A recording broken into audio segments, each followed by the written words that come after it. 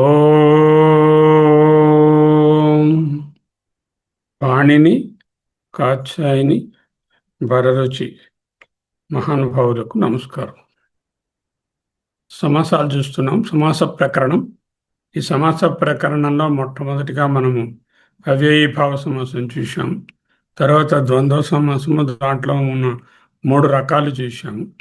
దాని తర్వాత కర్ణధారయ సమాసంలోకి వచ్చాం. తత్పురుష సమాసంలోకి వచ్చాం. వ్యధికరణ తత్పురుష, అందులో ఉండేటటువంటి ద్వితీయ, తృతీయ, షష్ఠి అలా అన్ని విభక్తులతో ఉండే తత్పురుషాలు చూసాం. ఆ తర్వాత ద్విగు సమాసం చూసాం. నై తత్పురుష చూసాం. ఉపపద చూసాం. ప్రాపద చూసాం. ఈనాడు కర్మధారయ సమాసంలోకి వస్తుంది. కర్మధారయ సమాసం, దీనినే సమాన అధికరణ తత్పురుష అంటే. అక్కడ 2 విషయాలు ఉంటాయి, పూర్వపదము, పరపదము. ఈ 2 కూడా సమాన అధికరణంలో ఉండాలి. సమాన అధికరణం అంటే ఒకటే విభక్తి, ఒకటే లింగము, ఒకటే వచనం. అంటే విశేష్య పదార్థము, విశేషణ అంశం, 2 అంశాలు ఉంటాయి. ఒకటి విశేషణము, 2 విశేష్యం. తెల్లని గుర్రము, తెల్లని అనేది విశేషణము, గుర్రము అనేది విశేష్యము. ఈ 2 కూడా ఈ కర్మధారయ సమాసంలో సమాన అధికరణాన్ని కలిగి ఉంటాయి. సమాన అధికరణం అంటే ఏమిటి?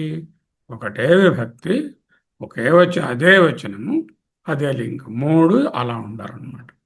దాన్నే చెప్తున్నారు కర్మధారయ సమాసం సమానాధికరణ తత్పురుష. ఇది కూడా తత్పురుషయే. ఎందుకంటే ఇక్కడ కూడా ఏంటంటే మనకి 2 పదాలు ఉండడము, మధ్యలోనేమో విభక్తి లోపం రావడము, అందులో పూర్వపదానికి ఇంపార్టెన్స్ ఉండడము, ఉత్తర పదం ఇంపార్టెన్స్ ఉన్న వేరే విషయం. అటువంటి కారణాల వల్ల ఇది కూడా తత్పురుష అవుతుంది. కానీ సమానాధికరణం యల్లింగం యద్వచనం యాచ విభక్తి విశేషస్య, విశేష్యమునందు అంటే తెల్లని గుర్రంలో గుర్రమునందు, తల్లింగం తద్వచనం యాచ విభక్తి విశేషణస్య అపి, విశేషణము ఆ తెల్లని అనేటటువంటి విశేషణం నందు కూడా ఉంటుంది. విశేష్యానికి ఏ లింగం, ఏ వచనం, ఏ విభక్తి ఉంటాయో విశేషణానికి కూడా అవే ఉండాలి. కేవలం ప్రథమ విభక్తిలో ఉండాలని నియమం లేదు. సాధారణంగా మీరు చూడబోయే ఎగ్జాంపుల్స్ అన్నీ ఆ విశేషణము, విశేషము 2 ప్రథమ విభక్తిలోనే బోధిస్తాం. ఎందుకు? బోధనా సౌలభ్యం కోసం. దట్ డజంట్ మీన్ ది విభక్తి need to be only in the ప్రథమ విభక్తి. ఇట్ కెన్ బి ఎనీ విభక్తి. 2 పదాలు ఒకే విభక్తిలో ఉండాలి అనేది ముఖ్యమైనటువంటి నిర్ణయం. దీనిని గురించి మరికొంత వివరణ. సమాస పదం వాక్యంలో కర్మగానో కరణంగానో మారింది అనుకోండి, కర్తగా ఉంటే అది ఆటోమేటిక్గా రామః అని అనుకుంటే కర్తగా వాడతాం. అప్పుడు వాడినప్పుడు అప్పుడు దాని విశేషణం కూడా అది ప్రథమలోనే ఉంటుంది. ఎప్పుడైతే ఈ వాక్యంలో ఉండేటటువంటి పదం యూజ్ చేయబడేది కర్మయో లేక కరణము, కరణం అంటే తృతీయ, ఇలా రకరకాల ఉపాదాన కరణం, సంప్రదాన కరణం అలా ఉన్నాయి కదా. ఈ కరణంగా వాడినప్పుడు వేరు విభక్తులు వస్తాయి. సమానాధికరణం అంటే ఏమిటి? కర్మధారయ సమాసంలో 2 ఉంటాయి, విశేషణము, విశేష్యము, లేకపోతే ఉపమానము, ఉపమేయము. విశేషణం అనవచ్చు, పోలిక అనవచ్చు. విశేషణం అంటే యాడ్జెక్టివ్, విశేష్యం the noun. The noun is, what is the adjective? Adjective is that which increases the understanding about the noun. దేనినైతే విశేషించి చెప్తుందో, ఏ నౌన్ అయితే విశేషించి చెప్తుందో దానిని విశేషణము అంటారు. ఓకే, 2 ఒకే విభక్తి, ఒకే వచనం, ఒకే లింగం కలిగి ఉండాలి. ఒకవేళ విశేష్యం ఏదైతే విశేషించబడుతోందో అది ద్వితీయ విభక్తిలో ఉంటే ఆ విశేషణం కూడా ద్వితీయ విభక్తిలోనే ఉండాలి. ఒకవేళ విశేషం షష్ఠీ విభక్తిలో ఉంటే విశేషణం కూడా షష్ఠీ విభక్తిలోనే ఉండాలి. ఎందుకు ప్రథమ విభక్తి ఎక్కువగా కనిపిస్తుంది? వ్యాకరణంలో ఉదాహరణలు చెప్పుకునేటప్పుడు లేదా సమాస పదానికి విగ్రహవాక్యం రాసేటప్పుడు ఆ పదాన్ని ఒక సబ్జెక్టివ్ ఫార్మ్గా చూపిస్తాం కాబట్టి, ఆబ్జెక్ట్గానో కారకంగానో కరణంగానో చూపం కాబట్టి ఎక్కువగా ప్రథమ విభక్తిని వాడతాము. ఉదాహరణ నీలోత్పలం, నీలం చ తత్ ఉత్పలం ప్రథమ విభక్తి. నీలం ఆ రంగు కూడా అది ప్రథమ విభక్తిలోనే ఉంది. ఉత్పలం అది కూడా ప్రథమ విభక్తిలోనే ఉంది. రెండు నపుంసక లింగ శబ్దములు నీలం ఉత్పలం అనేటటువంటివి ఒకే వచనంలో ఉన్నాయి. నీలం అనేది ఏకవచనంలో ఉంది, ఉత్పలం కూడా ఏకవచనంలో ఉంటే వచనము, లింగము, విభక్తి మూడు సమానంగా ఉండడాన్ని, ఒకే దానిలో ఉండడాన్ని సమాన అధికరణ న్యాయము అంటారు. నీలోత్పలం, నీలం చ తత్ ఉత్పలం, అది ఉత్పలమే కానీ నీల ఉత్పలం అనే విషయాన్ని చెప్తుంది. నల్లని ఉత్పలం, ఉత్పలం అంటే కలువ. ఓకే, నా ఇప్పటి వరకు చెప్పండి, ఎవరైనా అండర్స్టాండింగ్ చెప్పండి. What did I say? One can summarize what did I said. Sir ఈరోజు కర్మధారయ సమాసం చెప్తున్నారు సార్ మీరు. మనకున్న సమాసం సార్ ముందు చెప్పారు. అయితే కర్మధారయ సమాసంలో మీరు ఏమొచ్చి విశేషణము విశేష్యము ఈ రెండు ఉంటాయి ఈ సమాసంలో అని చెప్పారు. ఒక్కొక్కసారి ఉపమానము ఉపమేయము అంటే ఒక పోలిక చెప్పబడిన వస్తువు కూడా ఉండొచ్చు చెప్పారు.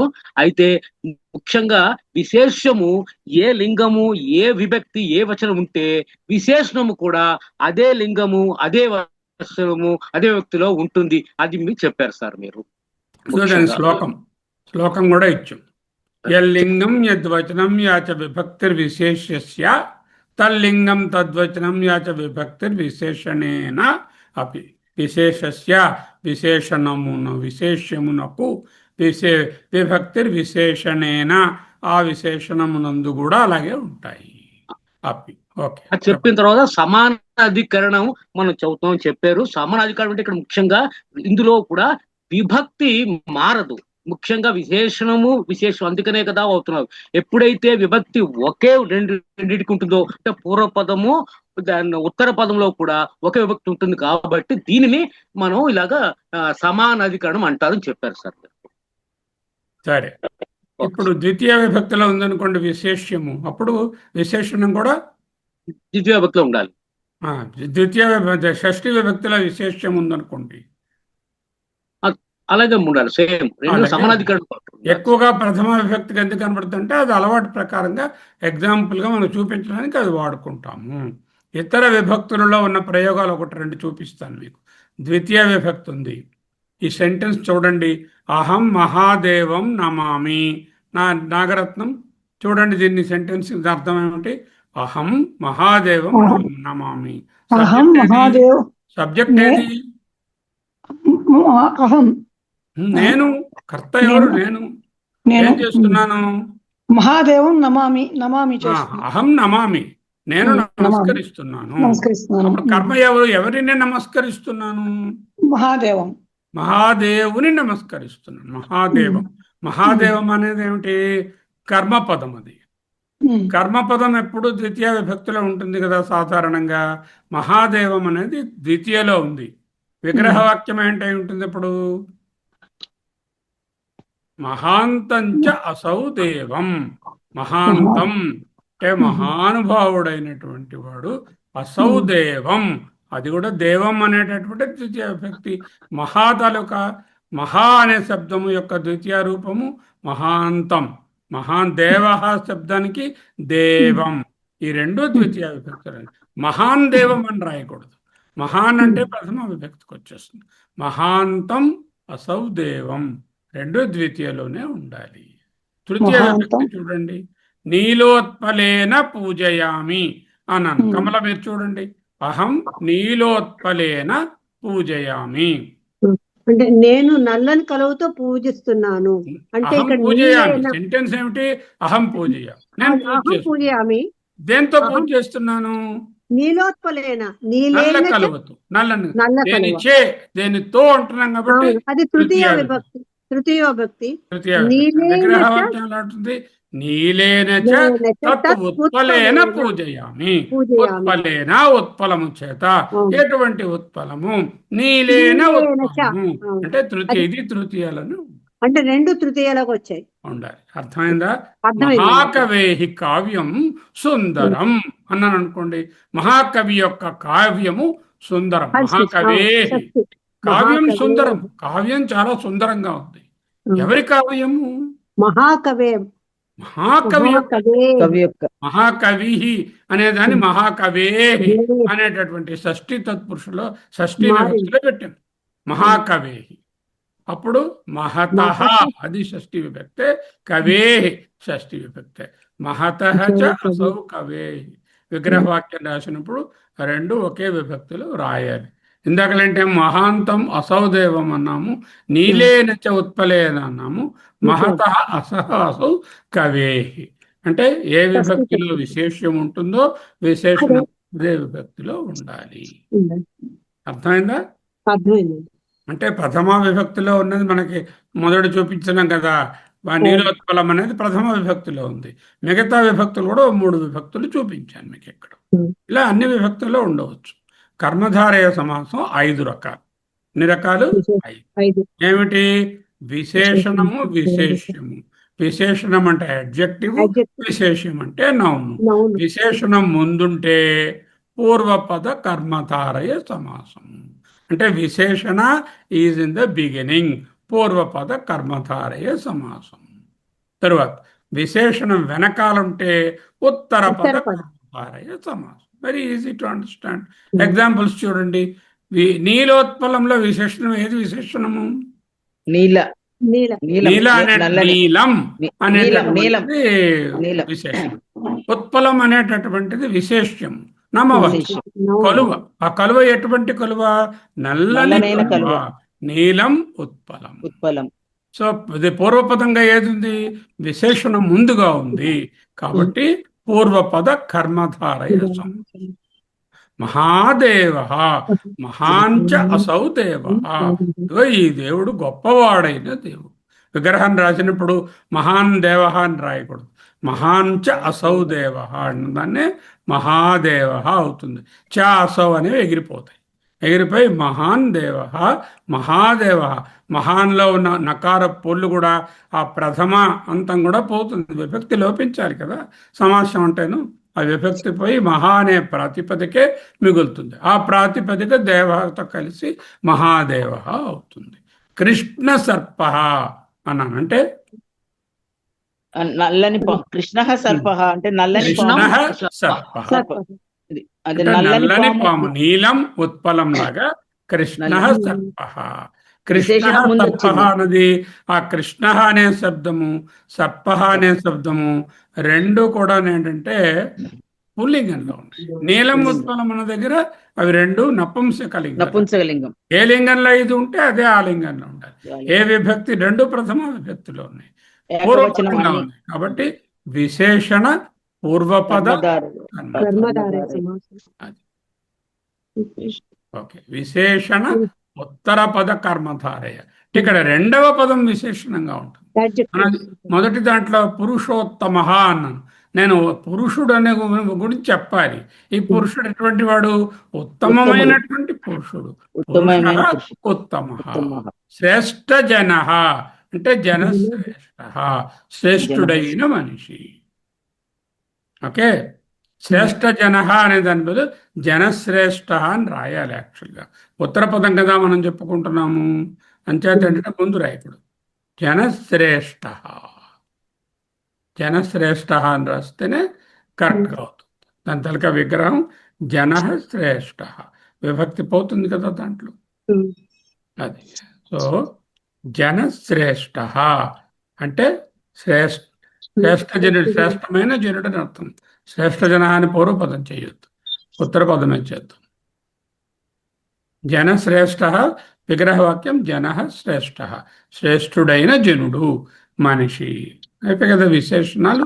రెండు రకాలు, ఒకటి ముందు ఉండొచ్చు, ఒకటి వెనకాల ఉండొచ్చు. సమానాధికరణంలో ఉండాలి, అనగా ఒకే విభక్తిలో రెండు ఉండాలి. తర్వాత ఒకే లింగంలో ఉండాలి, ఒకే వచనంలో ఉండాలి. అది రకరకాల విభక్తుల్లో ఉండొచ్చు, ప్రథమ విభక్తిలో ఉండొచ్చు, ఉత్తర విభక్తిలో కూడా ఉండొచ్చు. అలాగే ఉపమాన పూర్వపద కర్మధారయ అంటే మొదటి పదం పోలిక. ఉపమానం, కంపారిజన్ గా ఉంటుంది.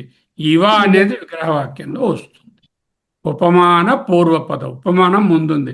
ఘనశ్యామ, ఘనశ్యామ్ అనుకున్నారు కదా, ఘనశ్యామ, ఘన ఇవ శ్యామ. శ్యామః. అంటే ఘన ఇవ అంటే మేఘము వలె, శ్యామ అంటే నల్లనివాడు, మేఘం వలె నల్లనివాడు. ఘనశ్యాముడు అంటే ఆ పరమాత్ముడు, శ్రీకృష్ణుడు, శ్రీరాముడు, వాళ్ళని మేఘంతో పోలుస్తారు కాబట్టి ఘనశ్యామ. ఎవరైనా పేరు పెట్టుకోవచ్చు. ఘనాఘన సుందర అని పాట రాశారు. ఘనము అంటే మేఘం, అఘనం అంటే అక్కడ ఆకాశం. మేఘంలాగా ఆకాశంలాగా నల్లనివాడా, ఘనాఘన సుందర అనే అర్థంలో అక్కడ వాడారు. ఘనశ్యామ, ఘన ఇవ శ్యామ. విద్యుత్ చపల అనుంది. విద్యుత్ ఇవ చపలా, విద్యుత్ ఇవ చపల. చపల అనేది స్త్రీలింగ శబ్దము, విద్యుత్ కూడా అటువంటిది. విద్యుత్ ఇవ చపల, మెరుపు వలె చంచలమైనది. విద్యుత్ చపల, విద్యుత్ ఇవ చపల. విద్యుత్ చపలలో ఆ చాకింద ఛాయ సంధివశాన వస్తుంది. ఉత్తర పదంగా ఉందనుకోండి, ఉపమానము పురుష వ్యాఘ్ర అంటే వ్యాఘ్ర ఇవ పురుష అంటే పులి వంటి పరాక్రమము కలిగినటువంటి పురుషుడు. కరకమలం అన్నాం అనుకోండి, కమలం ఇవ కరం అంటే తామర వంటి చెయ్యి. ఆ కమలం అనేటటువంటిది పోలిక వెనకాలుంది, వ్యాఘ్ర అనే పోలిక వెనకాతలో ఉంది, ఉత్తర పదంగా ఉంది. కాబట్టి ఉత్తర పద కర్మధారయ. ప్రథమైనయ నాగరత్నం. ఇంకెవరన్నా పద్మజ మేడం చెప్పండి, పూర్వపదం ఉత్తర పదం రెండు చెప్పండి. చెప్పండి ఎవరు. పూర్వపద కర్మధారయ సమాసం అంటే మొదటి పదము పోలికని చెప్తుంది. ఇవ అనే పదం విగ్రహ వాక్యంలో ఉంటుంది. మొదటి పదము పోలికగా ఉంటుంది, పూర్వపదం కరెక్ట్. అయితే ఉదాహరణకి ఘనశ్యామ అంటే మేఘము వలె నల్లని వాడు. ఘనః ఇవ శ్యామః. ఇవ అంటే వలె, ఇవ అంటే వలె. కనుక ఇక్కడ మేఘం అనేటటువంటిది ముందు ఉన్నది, నల్లని వాడు అనేటటువంటిది తర్వాత తెలుస్తుంది. అట్లాగే విద్యుత్ చపల అంటే విద్యుత్ చపల, విద్యుత్ చపల, విద్యుత్ చపల ఎందుకంటే విద్యుత్ వలె పుల్లింగ శబ్దం కాదు కదా, విద్యుత్ చపల స్త్రీలింగ శబ్దం. విద్యుత్ చపల అంటే మెరుపు వలె చంచలమైనటువంటిది. విద్యుత్ ఇవ చపల అని చెప్పి విగ్రహ వాక్యం అలా వస్తుంది. ఉపమాన ఉత్తర పద కర్మధారయ. ఉత్తర పద కర్మధారయ సమాసం రెండవ పదం పోలిగ్గా ఉంటుంది ఇక్కడ. ఇందాకైతే పూర్వపదం ముందుది, ఇప్పుడేమో ఉత్తర పదం అంటే తరువాతది. పురుష వ్యాఘ్రః అంటే వ్యాఘ్రః ఇవ పురుషః పులి వంటి పరాక్రమం కలిగినటువంటి పురుషుడు. పులిని కాదు, పులి వంటి వాడని చెప్పడం, పోలిక చెప్తున్నాం అంతే. అదే పులి వంటి పరాక్రమం గల పురుషుడు కనుక ఆ పులి ఏమో శబ్దము తరువాత ఉన్నది, పురుష శబ్దం ముందు ఉన్నది. కరెక్ట్. తర్వాత కరకమలం అంటే కమలం తామర వంటి చేయి అని చెప్పి అర్థము. కమలం ఇవ కరః కనుక కమలం అనేటటువంటిది తర్వాత ఉన్నది, కరం అనేటటువంటిది చెయ్యి ముందు ఉన్నది. నీ పాద కమల సేవయు అంటారు. పాద కమలం అంటున్నాం కదా, అంటే పాదం ముందుంది, కమలం అనేది కమలంతో కమలాన్ని సేవించట్లేదు, పాదాన్ని సేవించుతున్నాం. ఎటువంటి పాదము? కమలము వంటి పాదం. ఇంకా 5వ రకం, 5 రకాలని చెప్పుకున్నాం కదా. మొదటి 2 రకాలు ఏమిటండి నాగరత్నం గారు? మొదటి 2ను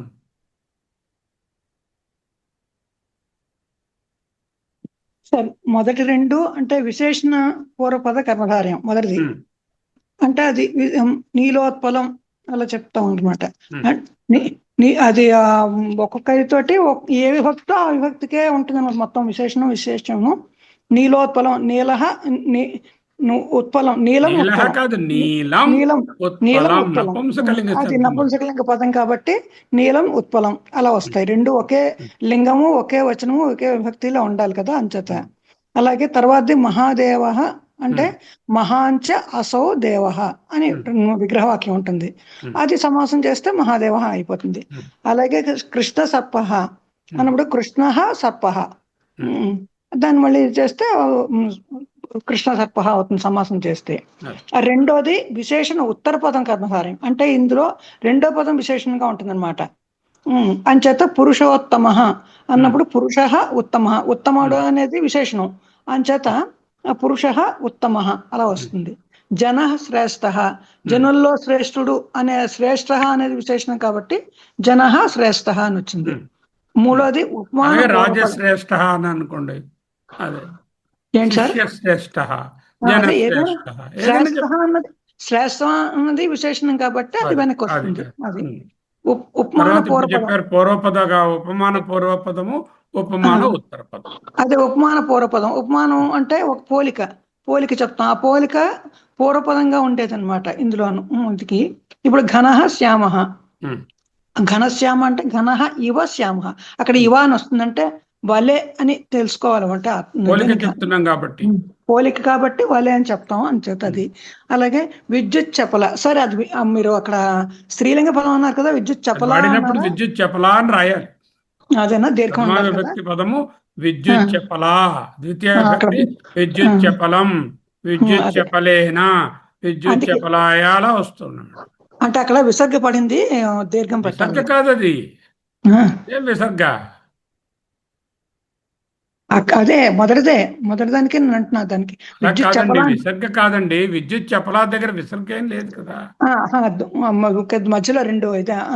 అయితే మరి దానికి ఇది అక్కర్లేదు, దీర్ఘం అక్కర్లేదా సార్ విద్యుత్ చపల? అది విభక్తిలోనే ఉంది కదండి. యాక్చువల్గా ఇది లా అని రాయాలన్నమాట. దాని ప్రథమ విభక్తి రూపమే రాస్తున్నాం కదా. దానికి మీద ఘనశ్యామ అని రాస్తాం కదా, ప్రథమ రూపమే రాస్తాం కదా. అంచేత చపలా, విద్యుత్ చపల, విద్యుత్ ఇవ చపల అది వస్తుంది. అలాగే ఉపమాన ఉత్తర పద కర్మధార్యం అంటే రెండో పదం ఉపమానంగా తీసుకుంటాం అన్నమాట. అది పురుష వ్యాఘ్రహ అంటే వ్యాఘ్రహ ఇవ పురుష, వ్యాఘ్రము వంటి పురుషుడు అది. అలాగే కరకమలం, కమలం అన్నది మన దాని పేరు.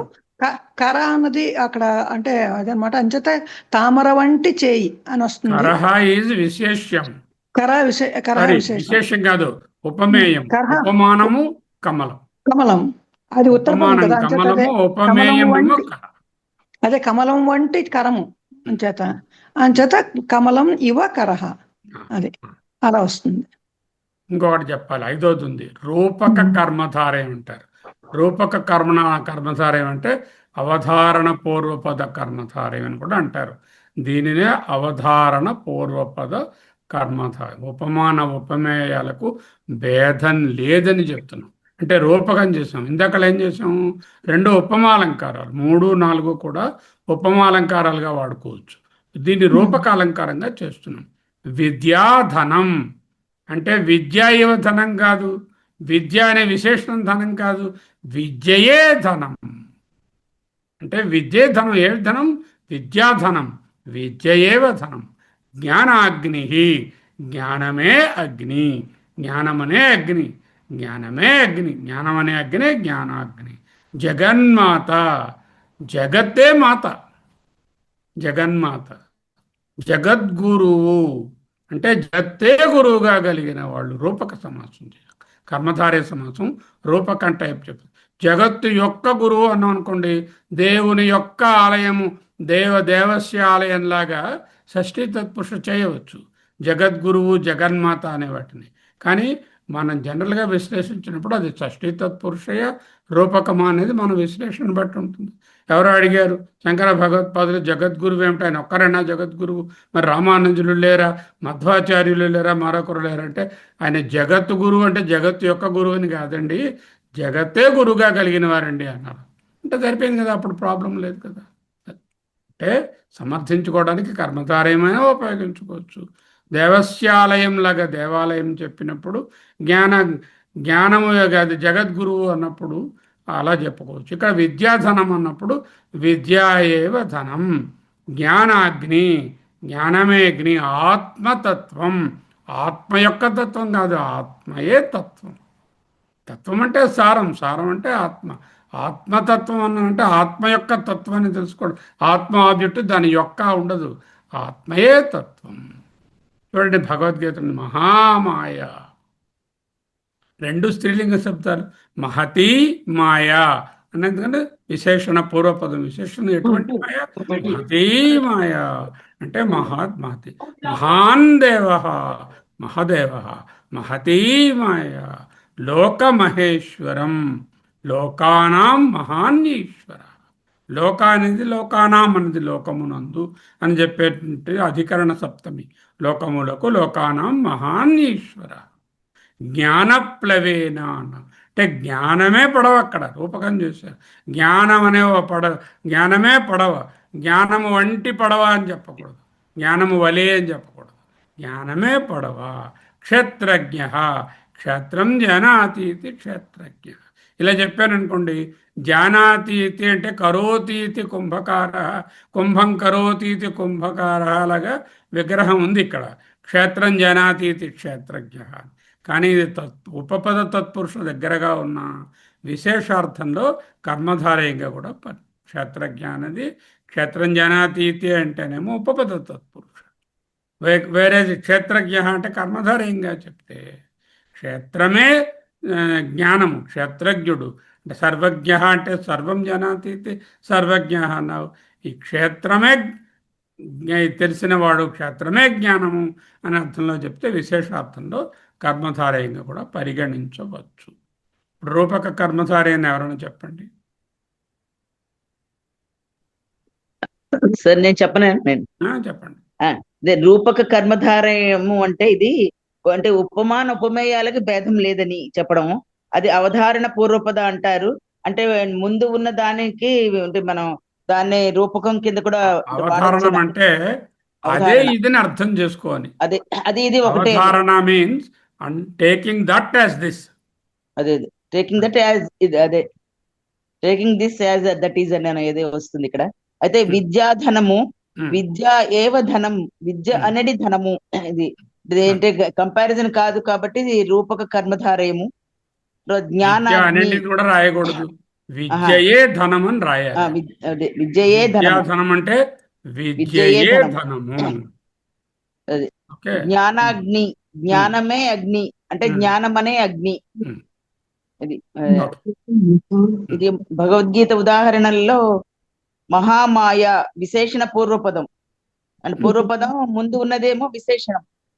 మహతి మాయ, ఇందులో మహతి అనేది పూర్వపదం, దీన్ని విశేషణ పూర్వపద కర్మధారే సమాసము అంటాము.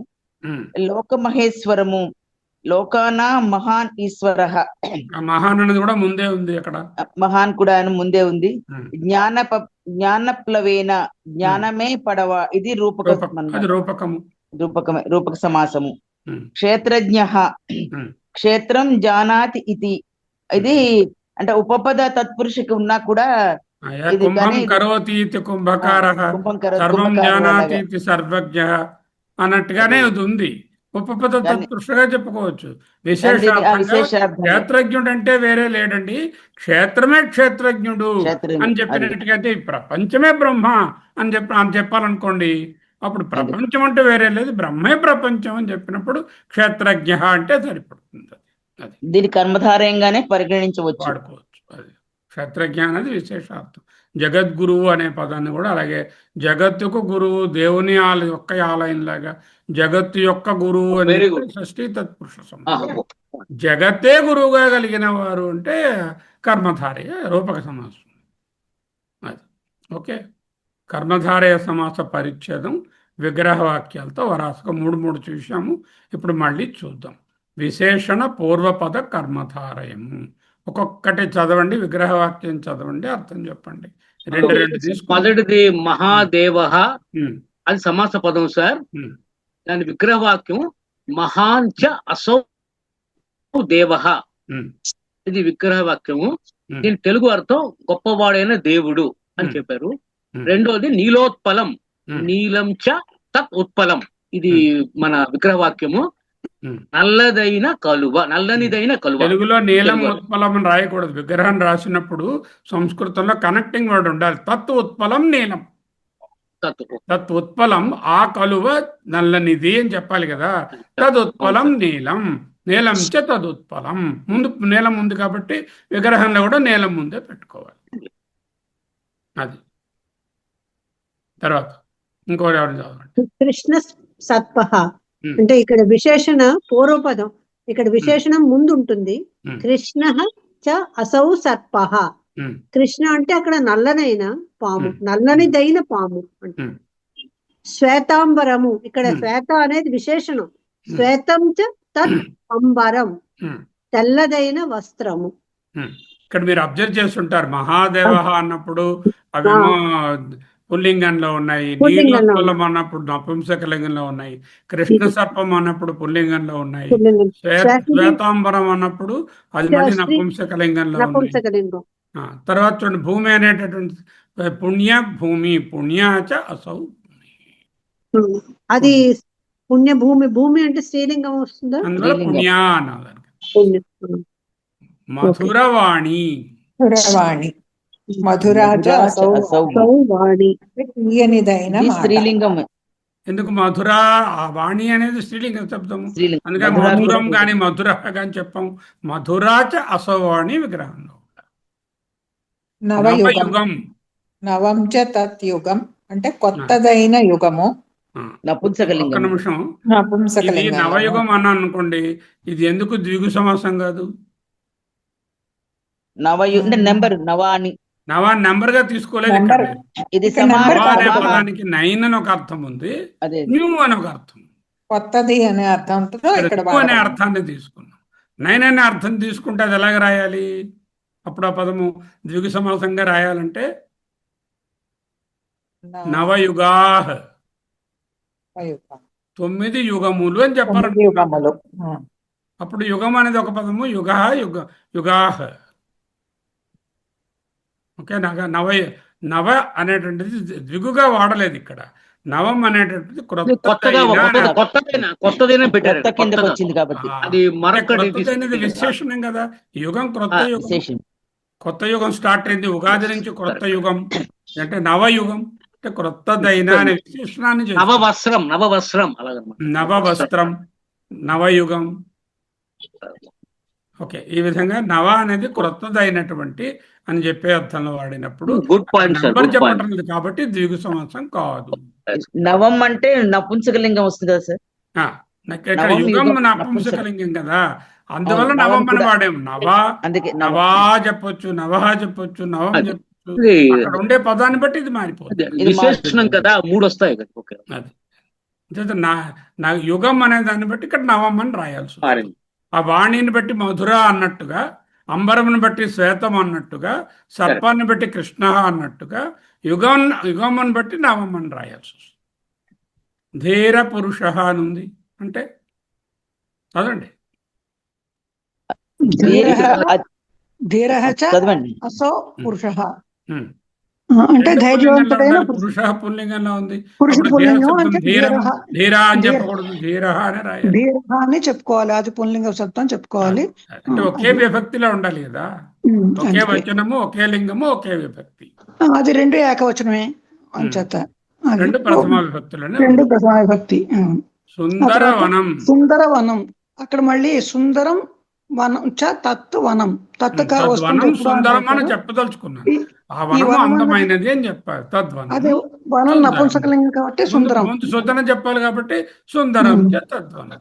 అదే ఆ తర్వాత అందులో సుందరం కూడా వనము నపుంసకలింగం కాబట్టి సుందరం నపుంసకలింగం. సుందర, సుందర, సుందరం 3 రూపాయలు ఉంటాయి, కానీ ఇక్కడ మనకు కావాల్సింది వనం కాబట్టి సుందరం అని పెట్టుకోవాలి. నపుంసకలింగ ఏకవచనం. అది రక్త వస్త్రం, రక్తం చ తత్ వస్త్రం. ఇది కూడా రక్తం చ తత్ వస్త్రం అన్నప్పుడు ఎర్రదైన వస్త్రం. అక్కడ కూడా వస్త్రం అనేటటువంటిది మనకి ఇక్కడ నపుంసకలింగ నపుంసకలింగ ఏకవచనం. రక్తం అని కూడా ఇలా వస్తుంది. అంటే రక్తం అని పెట్టుకున్నాం. అది నవవస్త్రం అన్నాం అనుకోండి, నవం చ తత్వస్త్రం, నవంచ తద్వస్త్రం, కొత్త వస్త్రం. లేకపోతే నవా వస్త్రా అన్నప్పుడు అది కొంచెం ఇదైపోతుంది. వస్త్రం అనకూడదు కదా, వస్త్రాహ అని రాదు కదా, అని చెప్తే ఇది కాదు. సరే, తర్వాత చూద్దాం. దీర్ఘబాహు ఉత్తమ బాలిక. ఎవరైనా ఇంకోటి చూడండి. దీర్ఘబాహు దీర్ఘ చ అసౌ బాహు అంటే పొడవైనదైన చెయ్యి. ఇది దీర్ఘ బాహు అనేది అది పుల్లింగం కాబట్టి దీర్ఘ కూడా పుల్లింగంలోనే వచ్చింది, అది విసర్గతో.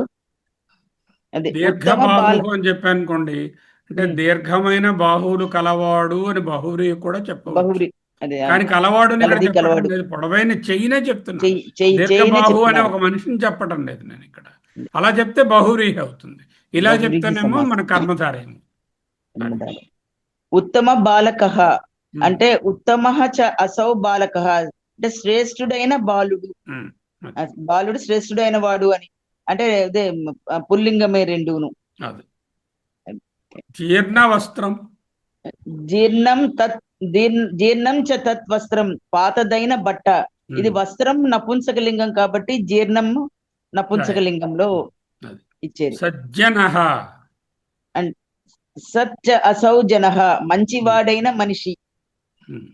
ఇది అసౌ జనః ఈ మనిషి సత్ మంచివాడు. సజ్జనుడు సత్ అనేది అక్కడ మంచితనాన్ని చూపించే మాట. మహాకవి. మహాంశ అసౌ కవి గొప్పవాడైన కవి. ఇవన్నీ విశేషణం పూర్వపద కర్మధారే. పూర్వపద విశేషణం ఉంది కాబట్టి పూర్వపద విశేషణ పూర్వపద కర్మధారయ. విశేషణ పూర్వపద కర్మధారయ సమాసం. మహాదేవ నీలోత్పలం కృష్ణసర్ప శ్వేతాంబరం పుణ్యభూమి మధురవాణి నవయుగం ధీరపురుష. ఇప్పుడు ఈ పదం ఫార్మ్ అయింది కనుక అనుకోండి ధీరపురుష, దీన్ని మిగతా విభక్తిలో వాడుకోవచ్చు. ధీరపురుషం ద్వితీయ విభక్తి, ధీరపురుషేణ తృతీయ విభక్తి, ధీరపురుషాయ మళ్ళీ చెప్తుంది. అలా ఒక్కొక్క విభక్తిలోకి మార్చుకోవచ్చు. మొదటి పదం పాము అవ్వాలి, సమస్త పదం. ఆ సమస్త పదం వేరు వేరు విభక్తులలో మళ్ళీ వాడుకోవచ్చు. విశేషణ ఉత్తర పద కర్మధారయ. ఇక్కడ విశేషణ అక్కడ ఉంటుంది. సందేహం సార్, సజ్జన అన్నప్పుడు ఏం చెప్పారు? సత్ అచ అసౌ జన అన్నారు. అంటే ఈ సత్ అన్నమాట దేనికి ఏ ఇదిలో వస్తుంది? మంచి అని అర్థం. అవును, విశేషణం. అదంటే కాదు, జన అన్నప్పుడు పుల్లింగం కదా. అవును, ఆ సత్ కూడా అలా సత్ అనేటటువంటి సతహ అని రాయక్కర్లేదు. సతహ అంటే పంచమీలోకి వెళ్ళిపోతున్నాడు. సత్ అని రాస్తే నపుంసకలింగ శబ్దం కాదు అది. అందుకే అడుగుతున్నాను సార్. అదే సార్, అంబరము అంటే మనం ఆకాశం అని కూడా అనుకుంటాం కదా, అంటే వస్త్రము అని ఇక్కడ వస్త్రము కూడా. అంబరానికి రెండు అర్థాలు ఉన్నాయి. అంబరం అంటే ఆకాశము. పరమశివుడు దిగంబరుడు అంటే ఏమిటి? వస్త్రం లేనివాడని కాదు, దిక్కులే అంబరముగా కలిగిన అని అర్థం. ఉత్తరపద కర్మధారే అంటే ఇక్కడ విశేషణ పదము వెనకాల ఉంటుంది. విశేషణ ఉత్తరపద కర్మధారయ. పురుషోత్తమ చదవండి ఒక్కొక్కటి. పురుష చ అసౌ ఉత్తమ. అంటే ఇది పురుషులలో ఉత్తముడు. పురుషులలో ఉత్తముడు. పురుష ఉత్తమ, ఈ పురుషుడు ఉత్తముడు అని చెప్తామా. అంటే ఉత్తర పదంలో వచ్చింది చెప్పకూడదు. ఆ ఉత్తముడు పురుషుడు అని చెప్పలేదు, ఈ పురుషుడు ఉత్తముడు అని చెప్తున్నాం.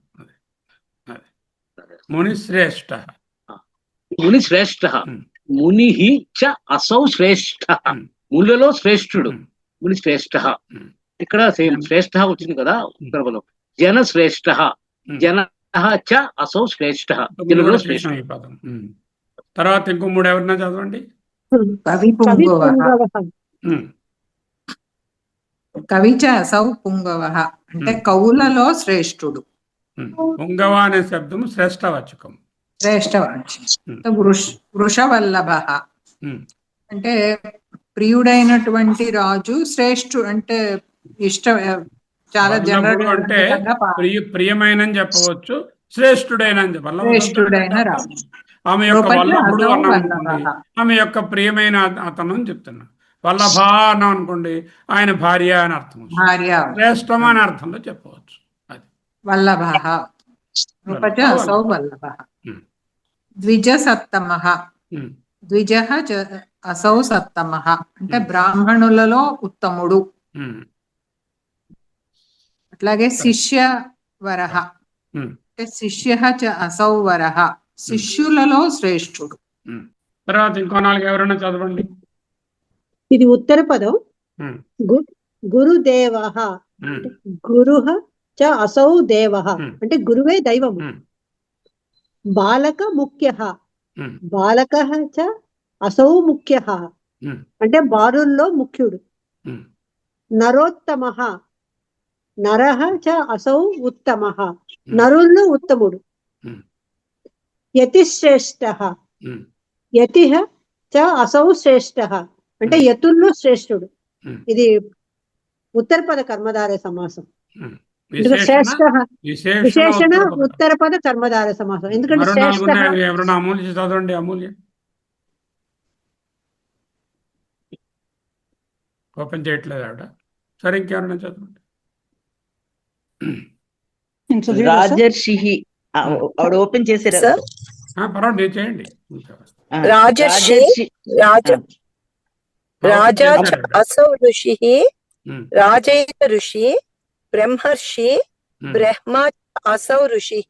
ఇప్పుడు చూడండి, విశ్వామిత్రుడిని రాజర్షి అంటాము, బ్రహ్మర్షి అంటాము. రాజర్షి అంటే రాజుగా ఉన్నాడు, ఋషి కూడా అయ్యాడు. అది ఉన్నారు. అలా బ్రహ్మర్షి బ్రహ్మ చ అసౌ ఋషి బ్రాహ్మణుడైన ఋషి. దాతృశ్రేష్ఠ దాత చ అసౌ శ్రేష్ఠ దాతలలో శ్రేష్ఠుడు. అదే ఆ దాత అనే శబ్దం తలక ప్రాతిపదిగా దాతృ, మాతాకి మాతృ, పితాకి పితృ ఎలాగో దాత తలక ప్రాతిపదికలోకి పోవాలి. ఆ ప్రాతిపదిక దాతృ వస్తుంది అన్నమాట సమాసం. ఓకే ఓకే, కవి ప్రాతిపదిక కవి, బ్రహ్మ అని బ్రహ్మకి ప్రాతిపదిక బ్రహ్మ, రాజాకి ప్రాతిపదిక రాజా. ఆ ప్రాతిపదికలోకి వెళ్ళిపోవాలి ప్రతిదానికి. ఓకే. కవి చ అసౌ వరః కవులలో శ్రేష్ఠుడు. ఇవన్నీ ఉత్తర పద. ఆ శ్రేష్ఠుడు అవన్నీ కూడా వెనకాల వచ్చాయి కాబట్టి విశేషణ ఉత్తర పద కర్మధారయ. ఉపమాన పూర్వపదము, ఉపమాన ఉత్తర పదము. స్టార్ట్ చేయండి ఎవరన్నా.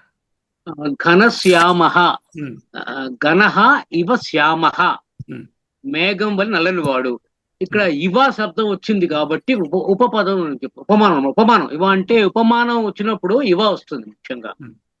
అలాగే శైలసారం పూర్వపద కర్మధారయ, ఉపమాన పూర్వపద కర్మధారయ సమాసం.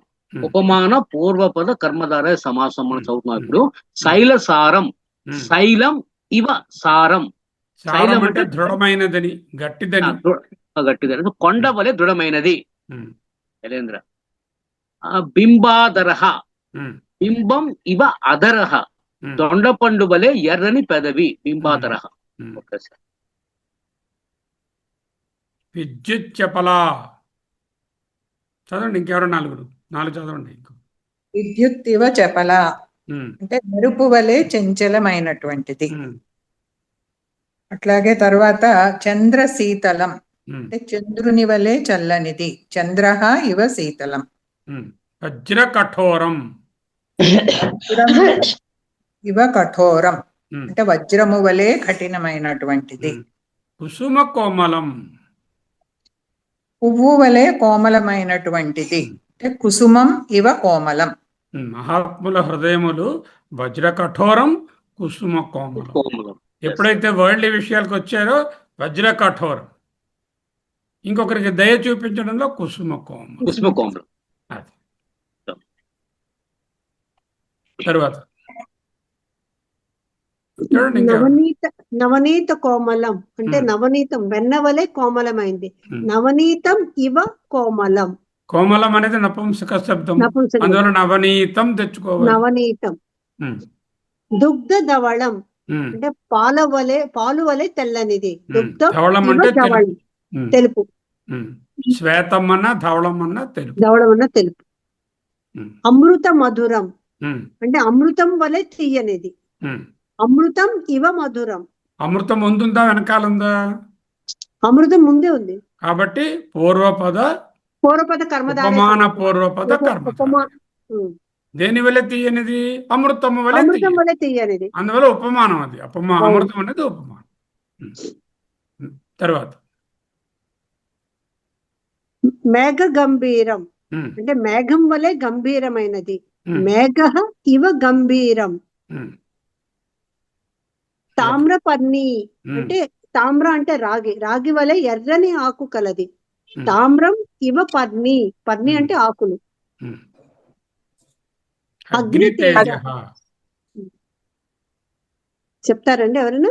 చెప్పండి ఎవరైనా. అగ్ని తేజ అంటే అగ్ని ఇవ తేజ అంటే అగ్ని వంటి ఎటువంటి తేజస్సు. తేజస్సు? అగ్ని అగ్ని వంటి తేజస్సు. అగ్ని వంటి తేజస్సు. అంటే ఉపమానం దర్పణ ఉంటుంది. ఉపమా. దర్పణ సుందరం అంటే ఉమ్, దర్పణం ఇవ సుందరం అంటే ఉమ్. అద్దం వలె అందమైనది.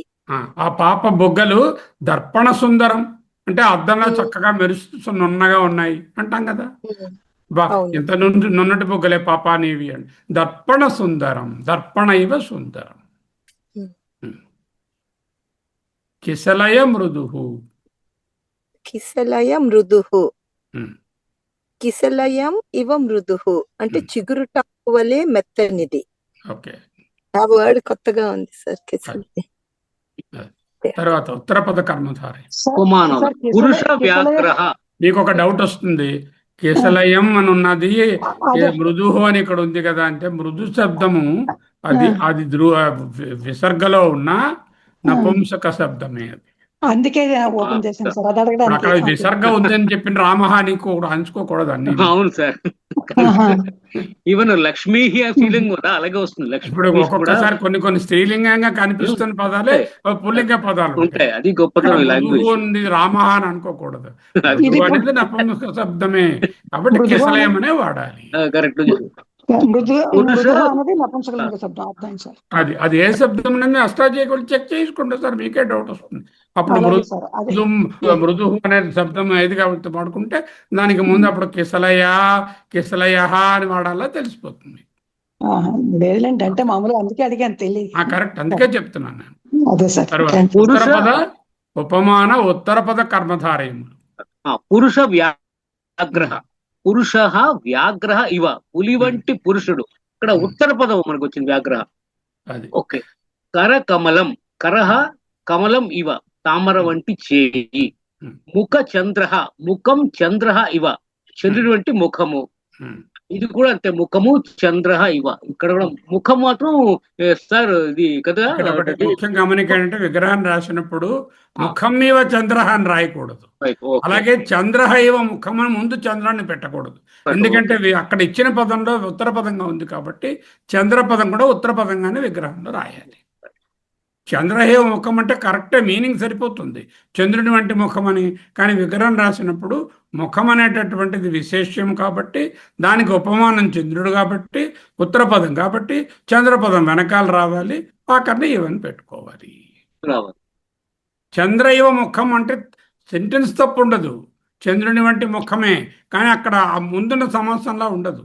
ముందు సమాసం ముఖ చంద్ర అని ఉంది కదా. చంద్రముఖి అన్నాను అనుకోండి, అప్పుడు అలా చెప్పుకోవచ్చు. ముఖ చంద్ర అన్నప్పుడు ఇట్టించటం అర్థం చేసుకోండి అది కొంచెం. అదే తర్వాత చెప్పండి 4. పాద పద్మం అంటే పద్మము వంటి పాదము. ఇది చాలా సార్లు వాడుతూ ఉంటారు ఈ పదాన్ని. పాదః పద్మం ఇవ. తర్వాత నయనారవిందం అంటే అరవిందము వంటి కన్ను. నయనం అరవిందం ఇవ. ఇందక్కడ చూడండి, పాదః పద్మం ఉన్నది. పద్మం అన్నది నపుంసకం కాదు, ఆ శబ్దమే పుల్లింగ శబ్దం. అంచేత పాద పద్మం అనే వాడుకోవాలి, పాద పద్మ అనక్కర్లా. వాక్ సుధ. వాక్ సుధా ఇవ అంటే అమృతము వంటి మాట. భుజదండ అంటే దండము వంటి భుజము. భుజదండం అంటే గట్టిగా పెద్ద దీనిగా స్ట్రైట్ గా భుజదండం. భుజదండం అంటే స్ట్రైట్ భుజం, చక్కగా గట్టిగా దండంగా ఉన్నటువంటి చరణ కమలం. చరణ కమలం ఇవ అంటే కమలము వంటి పాదము. నృసింహ. నృసింహ. నరహ సింహ ఇవ సింహము వంటి నరుడు. అది అందుకే నృసింహ శబ్దము. ఇలాగా పితృ ఎలా వచ్చిందో, పిత అని ఉన్నప్పుడు పితృ అవుతుంది, మాత మాతృ అవుతుంది. నరహ శబ్దము ప్రాతిపదిక నృ, అన్రు ఓ. అని అక్కడ ప్రాతిపదిక శబ్దం రావాలి. ఓకే, తర్వాత 4 చదవండి ఎవరండి. 3 ముఖారవిందం అంటే ముఖము అరవిందం ఇవ, అరవిందం వంటి ముఖము. ఇది తర్వాత కరకిసలయం, కరహ కిసలయం ఇవ, చిగురుటాకుల వంటి చేయి, చిగురుటాకుల. పాద పల్లవ అంటే పాద పల్లవ ఇవ, చిగురుటాకు వంటి పాదము. అంటే చాలా సున్నితమైన చిగురుటాకు లాగానే. ఇంకా హస్తకమలం. హస్తకమలం అంటే కమలము అంటే హస్తం. హస్త కమలం ఇవ అంటే కమలం అంటే ఈ హస్తం. అంటే ఇందులో మనకి కమలం అనేది అదనమాట విశేషణం. కమలం విశేషణం అంచేత అది ఉత్తర పద ఉపమానం. ఉత్తర పద ఉపమానం. ఉత్తర పద కర్మధారయం. అదే ఉపమానం ఉత్తర పద కర్మధారయం. విశేషణం అంటే గుణం అయి ఉండాలి. తెలుపు, నలుపు, పొడుగు, పొట్టి, లావు, ఎక్కువ, తక్కువ, తెల్లని, నల్లని అలాంటి విశేషణాలు. ఇది పోలిక చెప్తున్నాను కదా. పోలిక అదే విశేషణం. అది ఉపమానం ఉత్తర పద ఉపమానం. అంటే కమలం అనేది వెనక్కి ఉంది కదా, అంచేత హస్త కమలం అంచేత ఉత్తర పద ఉపమానం. అలాగే నయన కమలం కూడా అలాగే నయనం కమలం ఇవ, కమలం వంటి నయనములు కలిగిందనమాట అంచేత. అలాగే లోచనోత్పలం, లోచనం ఉత్పలం ఇవ, ఆ ఉత్పలం వెనక్కి వెళ్ళింది అంచేత ఉత్తర పద పోలిక అనమాట. ఉపమాన కర్మధారయం జనరల్, ఉత్తర పదం కాబట్టి ఉపమాన ఉత్తర పదం అని చెప్పుకోవాలి. అదే తర్వాత అభేదం చెప్పడాన్ని ఏవా అటువంటిదే ఇదని చెప్పడాన్ని విద్యాధనం, విద్యాయేవ ధనం. అదే విజయధనం చెప్పారు. విజయే జ్ఞానాగ్ని, జ్ఞానమేవ అగ్ని, జ్ఞానం అనే అగ్ని, ఆ జ్ఞానమేవ అగ్ని. సంసార సాగర, సంసార ఏవ సాగర, సంసారం అనే సముద్రం. రూపకం చేస్తాం. సముద్రాన్ని సంసారాన్ని వేరుగా చూడటం లేదు. సాగరం వంటి సంసారము అనే చెప్పడంలో అంటే రెండింటినీ వదని కూడా అవధారణ అన్నమాట. ఓకే, కీర్తియేవ లత.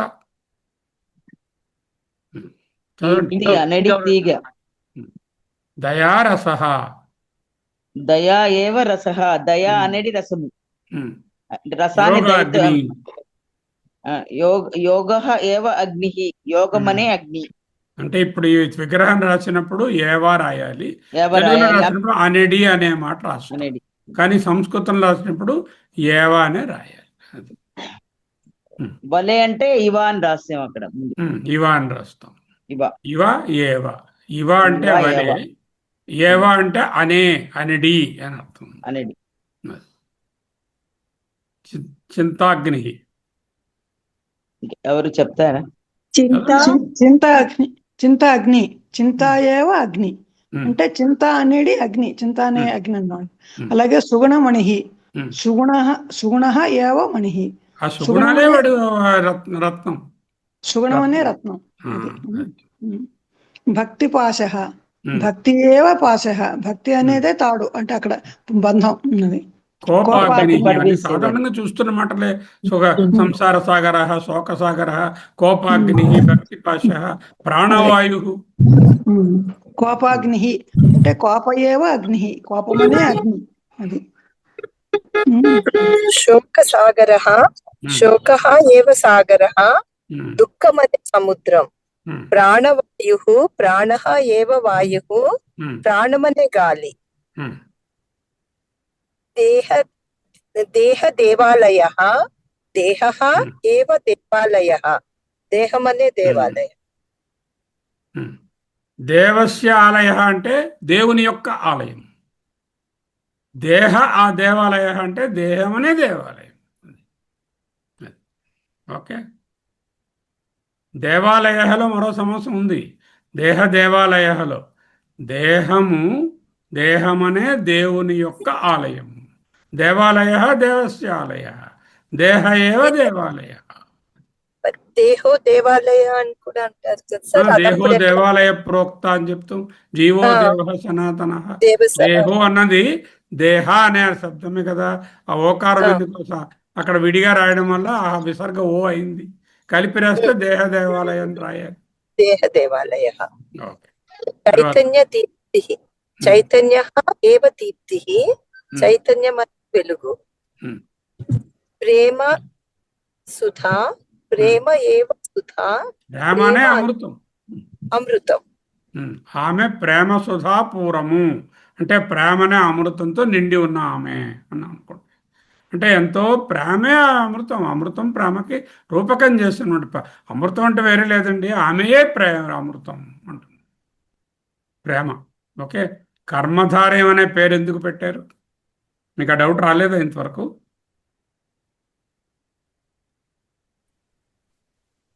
కర్మధారయం అంటే పేరు ఎందుకు పెట్టారు? ఎందుకు పెట్టారు? కర్మని కలిగి ఉంటుందని. ధర్మాన్ని కలిగి ఉంది కాబట్టి ధారయ. కర్మ మరి కర్మ అన్నారు, ధర్మధారయ అని పెట్టాలిగా.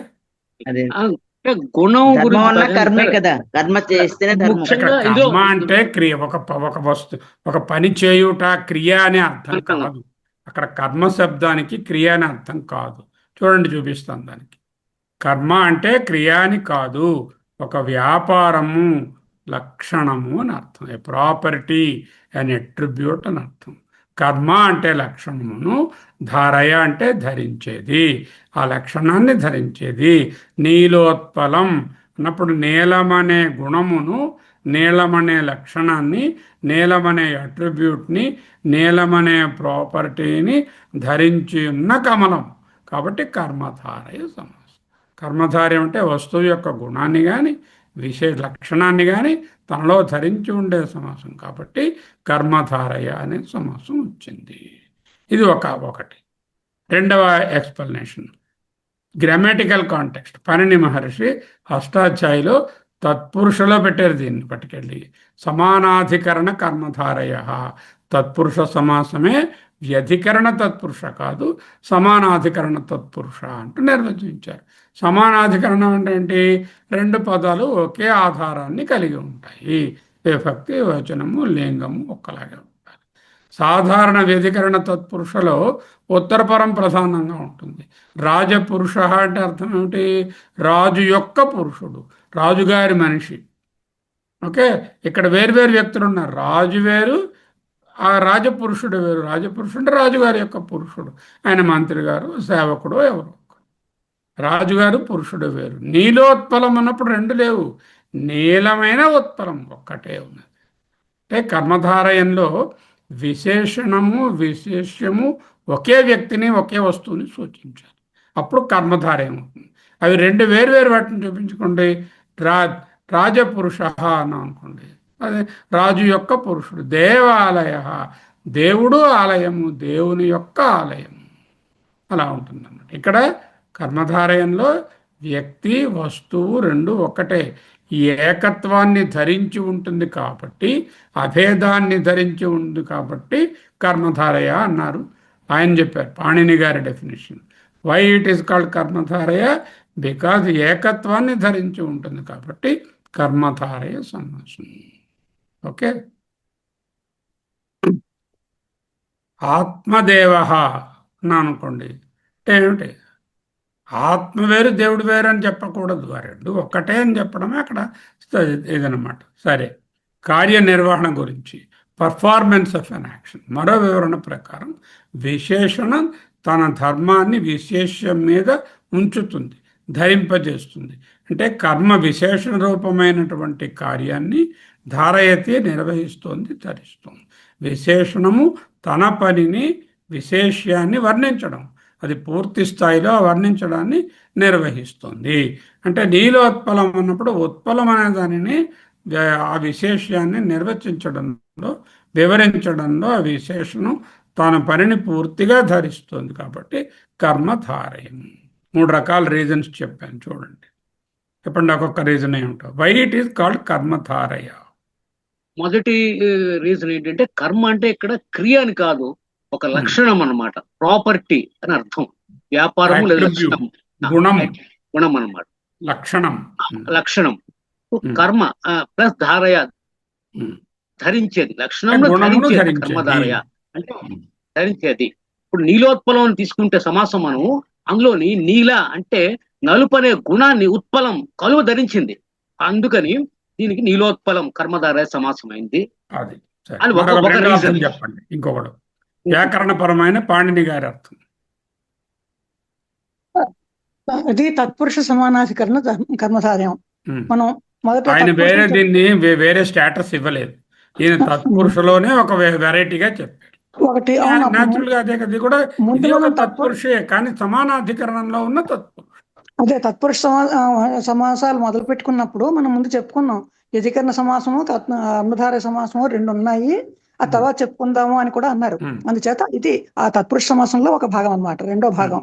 సమానాధికరణం సమానాధికరణం అన్న మాట ఎందుకు వచ్చిందంటే అది పూర్వపదానికి ఉత్తర పదానికి సమానమైన అధికారం ఉంటుంది, అంటే రెండు సమానమైన విలువతో ఉంటాయి అన్నమాట. సమానమైన ఆధారం కలిగి ఉంటాయి. ఆధారం అంటే విభక్తి, లింగము, వచనము అన్ని కలిగి ఉంటాయి. ఇప్పుడు ఉదాహరణకి ఆత్మదేవ అంటే ఆత్మయే దేవుడు, అక్కడ వేరేగా ఆత్మ ఇది కాదు. అది రెండు రూపక సమాసం. ఆత్మీయ దేవుడు అన్నది అది కర్మధారయ సమాసమే, కానీ రూపకం అది.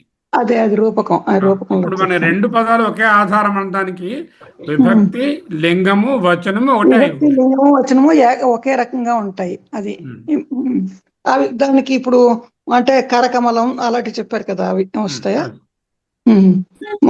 అంతే కాకుండా విశేషణము రెండు ఒక వ్యక్తి ఒక వస్తువునే సూచిస్తుంది. అది సార్ ఒకే దీన్ని వస్తువును సూచిస్తాయి. బహువ్రీహి అని కూడా ఇందులో వేరే అంటున్నారు. తత్పురుష సమాసంలో అవి రెండు మిగతా వ్యధికరణ దాంట్లో రెండు వేరు వేరు వస్తువులు. దేవాలయ అన్నాం అనుకోండి, దేవస్య ఆలయ, దేవుడు అనేటటువంటి ఆయన యొక్క ఆలయం అని చెప్తాం. రాజపురుష, రాజుగారు వేరే ఉన్నారు, రాజపురుషుడు వీడు వేరే ఉన్నారు. అది ఇక్కడ ఒకే వస్తువుని ఒకే వ్యక్తిని సూచిస్తుంది. కర్మధారయంలో ఒకే వ్యక్తి విషయాన్ని గురించి ధరిస్తోంది అది. తర్వాత ఇంకొకటి చూడండి,